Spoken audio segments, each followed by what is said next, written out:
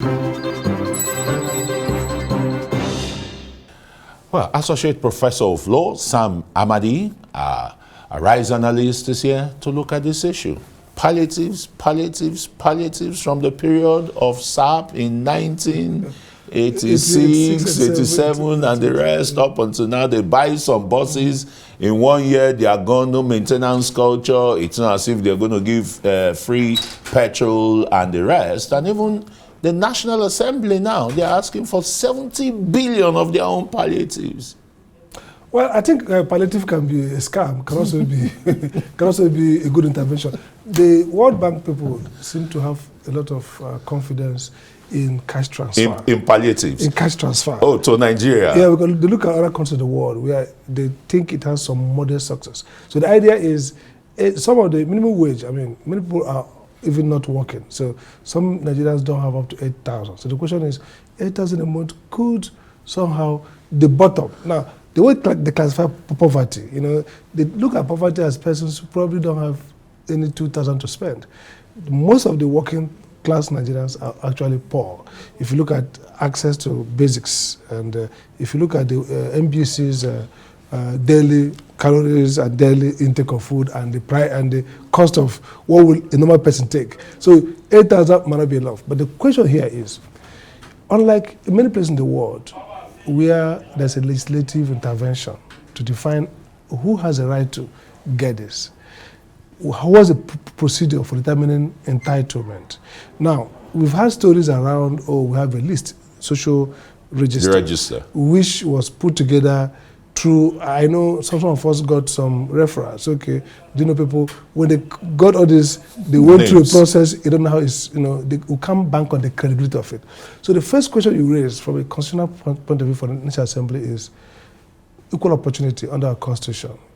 The Constitution mandates that access, due process means you must, if you say you're going to give it to persons who earn less than X, or persons who have less than S access to income, or persons under this category, you have to define the category. And that's where the National Assembly failed. The 500 billion. But they've been able to define their own category now. The National Assembly? Yeah, that's... No, for themselves? Yes. No, okay, that's fine. But for the rest of us, they should have said 500 billion we are going to appropriate.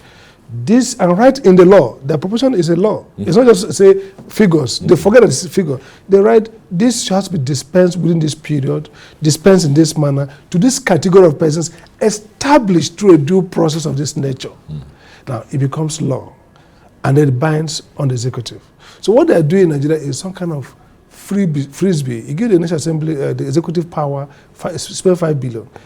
This 5 billion can fit into a political strategy, into campaigns. You know, we have a dicey case in the court. Nobody knows the way it goes. So assuming there's a run, just they have to trade that money. People use it and create a list, their own list of political faithfuls.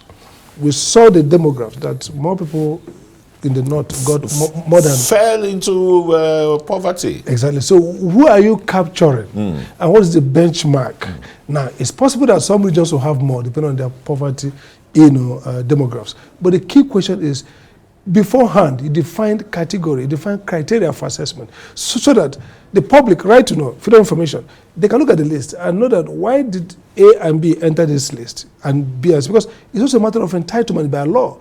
Once you define access to any benefit, it flows that nobody ought to be rejected without due process. So this is really still very discretionary, too much discretionary, and that's what leads to poverty and mistargeting. So if this will work, 8,000 works anywhere in the world, it means that you first target to define the demographic you're looking at and ensure that those who deserve it get it.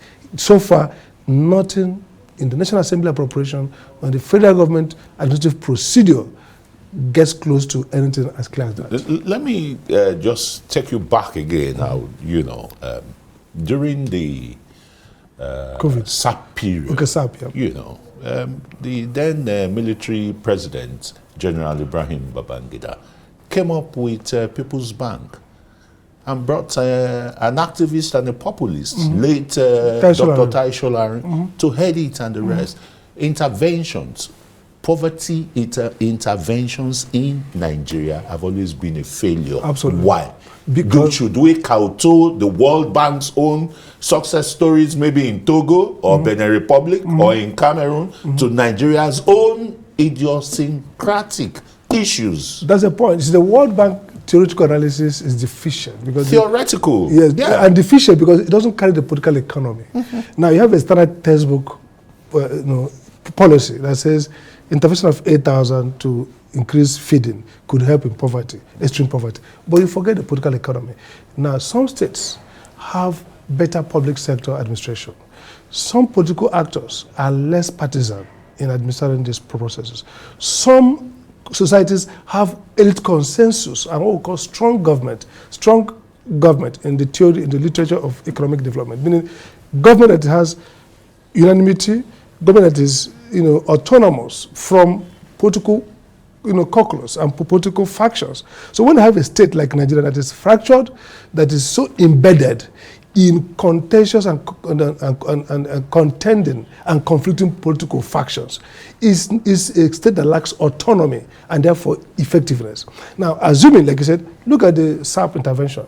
We talk about bosses, we talk about interventions, and those interventions feed into corruption for bureaucrats.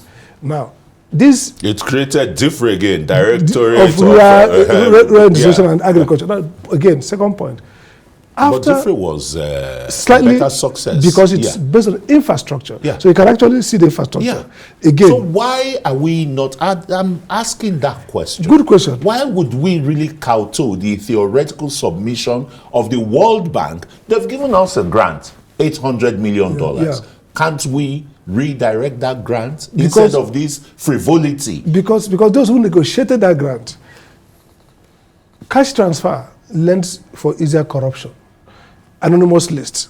Do you know who's going to do vetting for everybody? You're talking about 12 million, okay? So you're going to see that without the capacity to do, we don't have any credible database to plug into. We are creating database, making them up as we go. So the officials who negotiate this deal prefer this transfer.